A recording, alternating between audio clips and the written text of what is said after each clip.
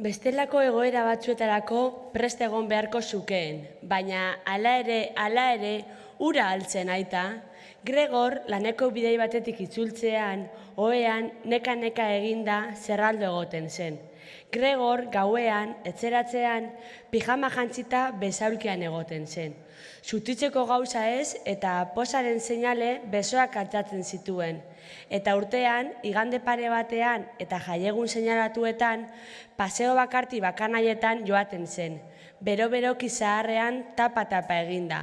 Gregorren eta amaren artean, beragati poliki joan arren atzean geratzen zela. Makila lurrean kontuz jarriz, aurrera egin eta zerbait esan nahi bazuen, ia beti bertan geratu eta laguntzaileak bere inguruan biltzen zituela. Orain, baina tente zegoen. Urrezko botoidun uniforme urdin estu bat zeraman bankuko langileen antzera. Txamarraren lepo altu zurrunaren gainean nabarmentzen zitzaion papu mardula.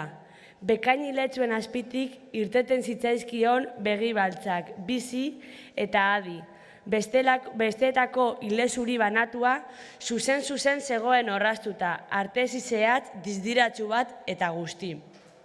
Banku batean, urrezko monograma bat zeraman, bere kapela, gela osoan zehar, sofaraino egan bota, lebitaz luzearen barrenak atzeratu, eskua galtzen sakeletan sartu, eta bekozko ilunez abiatu zen Gregorrengana. Seguru asko ezekien zertara zijoan, baina izugarri altzatzen zituen oinak.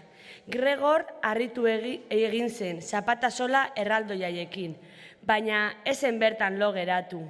Bere biziberriaren lehen biziko egunetik zekien, aitarentzat beharrezkoa zela ahalik eta zorrotzen jokatzea.